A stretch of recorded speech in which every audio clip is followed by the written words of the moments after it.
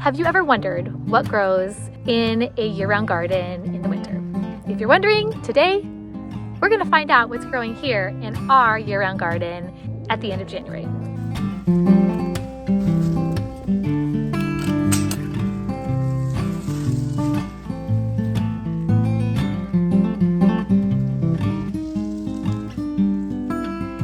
Welcome to Scofield Farm. I'm Carice. Today we're going to finally do our January garden tour, and I'm excited about this because my last garden tour in December was rather embarrassing. Things were a mess. 2024 was a hard year for our family, but we managed to still maintain our homestead and our garden and grow and raise food for our family's needs. I am looking forward to 2025 because finally my husband and I both are feeling physically a lot better. And so I've got high hopes for how our garden will be this year, how our homestead will be. We live in Northern California, Zone 9B, right outside the second sunniest city in the US. So we are very blessed to be able to grow food year round. Even in January, you will see a lot of things growing in my garden. I've done a garden tour every month that we have had YouTube, and it's really neat to compare and see what is going on in the garden different times of year. Every month has something different going on, and actually from year to year, it changes a lot too. Whenever I decide to come in the garden, whether it's a video or just working, you will see my chickens gather around, hoping I give them a treat. This time of day is not necessarily the best to film a garden tour, but I wanted to get out here and I can't wait till the nicer lighting. So we're just gonna dive right in, even with the sun shining bright overhead, making it really bright.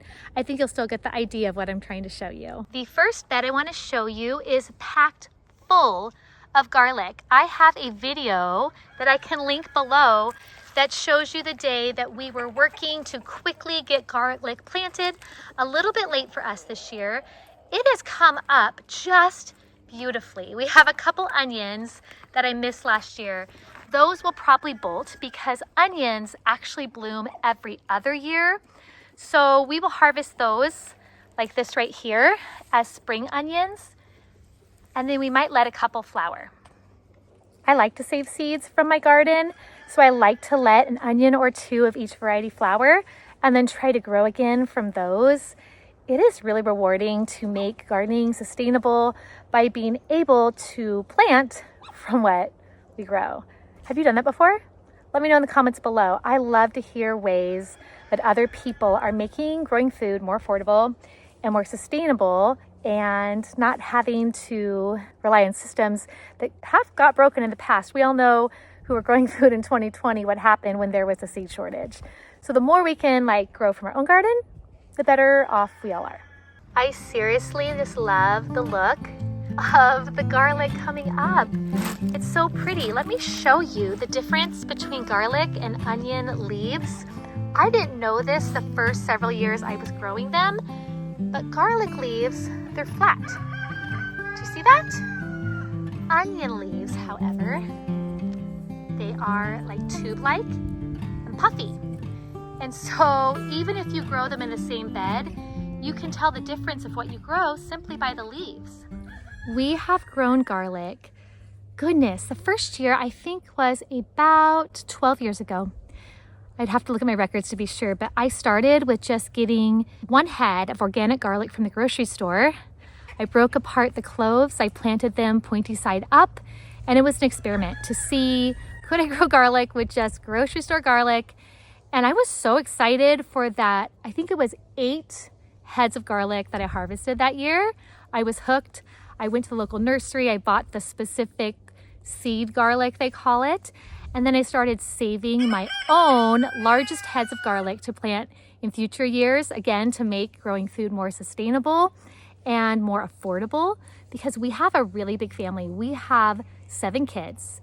Ages are 7 to almost 21. And we eat a lot of food and a lot of food from the garden and a lot of garlic. So growing onions and garlic are 2 things that our family really uses. We like to give space to them and they overwinter just great here in our area. I always like to have little flowers that even bloom in the winter in all of my beds. I like pops of color, I like flowers, we keep bees, and so having something blooming year round is good for the bees, and it also is good for my own happiness and mental health when I come out here. To see something pretty and blooming is so lovely. We also have a huge culinary sage bush in this bed. It's just overwintering. It'll probably bloom in the spring. I probably should cut these branches back a little bit more, but cleanup has been slow and late. I feel really proud of how much I've cleaned up the garden so far. So even though we haven't got to that, that's okay. Here is a very, very old chard bush that I might pull out. I've got to show you how thick the base is. The base of chard looks like a beet. The base of this chard, this is my hand. See how huge it is? It's like a giant, almost like a tree stump.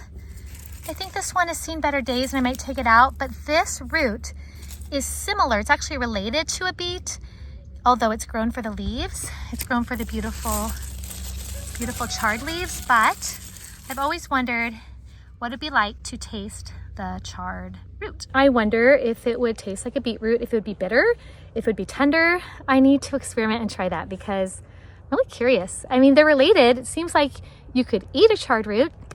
Would it be tough and woody? I don't know. This next bed has a lot of celery. I honestly started so much celery. I didn't sell quite as much of the starts as I hoped to, so I just planted it. It's a little overgrown in here. I have a really pretty pink Chinese celery that I have not eaten nearly enough. I need to harvest some of this and even just freeze it for future soups because it feels like it's mostly just out here doing its thing. See that? This thick, nice green celery is called celery d'Aline. I'll put the spelling on the screen for you. We love this one. This was, kind of really fruitful and delicious to us. The Chinese pink was more of just fun. Let's get some color in the garden. It's a little thinner, as you see that, but these would still be perfect for soups and sauces and bone broth. The other side of the celery bed is more garlic. I filled that side with garlic. The other side, I think is mostly empty. There is one thick onion that overwintered. Oh my goodness, I'm sure this one will put up a flower stalk, but that is pretty thick for January. That we'll eat as a spring onion. Even if it doesn't bulb up, it's still delicious. And if you harvest it while the tops are green, you can actually use the entire plant to eat. So tasty. We like to wood mulch just to prevent weeds, to feed the soil, to help not have like compact soil from overzealous rains. It is great. We like to use wood chips. We get wood chips for free. I have a whole video about why we mulch, and I should make one about specifically wood chips, but I will link that mulching video below because I think it's one of the keys to our garden doing so well, growing every season, is the mulching, honestly. This next bed is our strawberry bed, and I have a lot of work to do. You can see there's a lot of dead that needs to be pulled off. They're kind of overcrowded because I did not thin them last year. I would like to thin them and feed them and get them just ready for springtime. Our strawberries have been known to produce even in the winter, but as you can see, this is sort of a mess, but I am finally physically feeling like I could tackle it.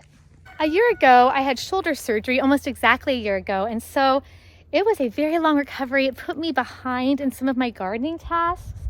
So I'm still playing a little bit of catch up, and I'm glad you guys are patient with me if things don't look perfect. It's real around here. We share real life, real homesteading with a large family in California, all the limitations that California can bring with that. And we show it imperfectly because I think that helps people know, hopefully it helps you know, that you can still grow food, you can still raise food, even if you can't do it the way Pinterest might show it. You can do it the way that brings you joy, that actually does feed your family. That is enough. And I love flowers, so in the springtime and summer, you're gonna see a lot of flowers here, but I gotta show you the next bed. More beautiful calendula that are blooming because they do really well here in the wintertime. Our harder time of year for calendula is the hot, hot summers. We are Mediterranean climate, and so that means we have very dry, hot summers, and then we have wet, colder winters. And so they get a reprieve from the heat. It's not too cold for them to bloom. The rest of this bed I like to call my leek bed. It's like a perennial leek bed where the leeks actually replant themselves by dropping off. They almost look like garlic cloves down below when you harvest. It looks like this leek right here. I kind of make some room to show you. This one looks like ready to harvest. If I pull this one out, it's gonna give room to the ones around it to get bigger. And so we do that a lot. We don't have as many leeks in here as we do some years. There's some down on the other side. This netting is here because I just transplanted tiny little lettuce starts and I don't want the birds to get them all. It's imperfect covered because the wind. It's just tulle fabric from Joann's, which is a lot less expensive than buying typical bird netting. And so it's just to give them a little bit of time to get established and the birds not eat all the tender greens off the top of them. When I say tiny lettuce starts, look at my finger and look at this start. This is why they need to be covered, because a bird just pecking a little bit would take that entire start down to nothing. I think that's what happened over here. The wind kind of got it up and that one's down to nothing. The next bed was a hot pepper bed before. You'll see chard in it. You'll see a little bit of onions, and I actually put onions all the way around the perimeter of this bed. I'm gonna get closer down there so you can see. You can see little onions. They're very small. They will actually plump up as the weather gets a little longer daylight and a little bit warmer. I also noticed in this bed we had a lot of settling of soil. Part of that is we had some gopher tunneling underneath. We do have hardware cloth on the bottom of our beds, but see how low the soil line is? We're gonna need to top that off.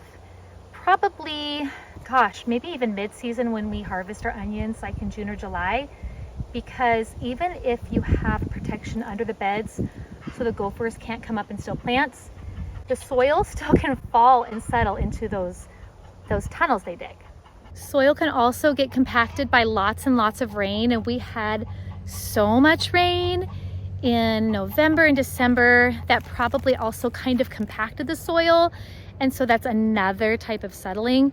We'll remedy that when we start planting again, and even sometimes we remedy, as I said, when we harvest.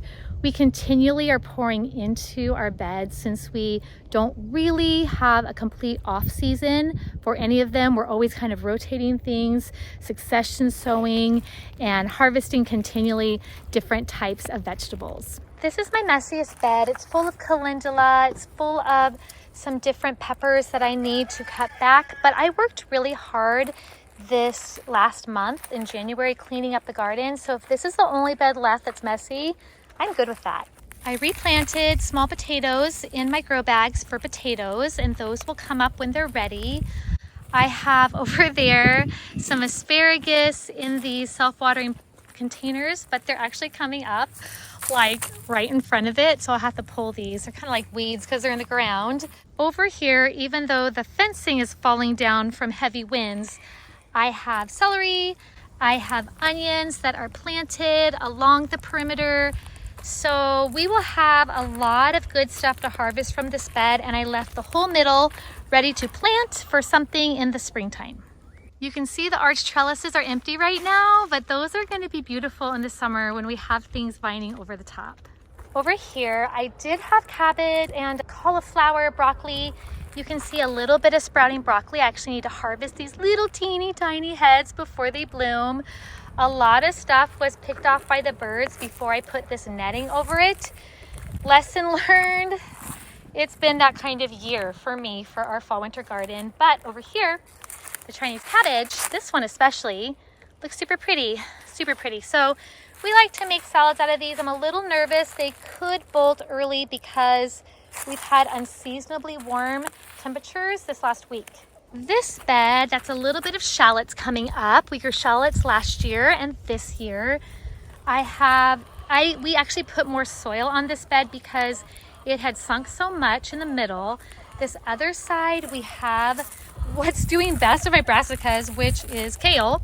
It's not even that huge, but we have been harvesting outer leaves. You can actually see my kids left the stumps of some of the leaves instead of getting it all the way down. Oh, whoops, I just beheaded this one. Oh well. But we have kale, and I love kale, and we have a lot of kale, and we will keep eating just a few leaves from the outside every time we harvest. I have snapdragons in this bed that are overwintering. They should bloom pretty soon. We have chives that we cut back that will start coming up. This bed, I actually am pretty happy with it, even though we have a whole blank spot at the end. It's gonna be great. The last bed I wanna show, we have our little bit bigger lettuce, and they're not huge, but you can see we've been also harvesting outer leaves from this lettuce, and it's just been like a process. You can hear me stepping in the leaves here, but we do have some are pretty small still, like that's not very big, but that one looks great. So they're all growing along, and we're eating from them little by little, and they'll really take off as the daylight extends. It's supposed to rain on, let's see, Thursday, but I just turned on my irrigation because it's been dry for like the last 3 weeks. And so I'm noticing a couple things suffering that's roots aren't very deep. So I turned it on, kind of a bummer to have to water in winter, but the rain is coming. It's supposed to rain like Friday through next Thursday or something like that. So I'm just giving them a little drink first, but that's my garden tour for this month. It's short, sweet, relatively to like summer tours. If you like this kind of content and you are not subscribed, I would love to have you hit the subscribe button, and you can hit the bell for alerts if you'd like. Also, how about you like this video for me so YouTube will show it to other people who are curious about winter gardening, want to grow food, and want something that is real and doable and not necessarily perfect, but we eat a lot of food from it. Thank you guys, and I'll see you in the next video.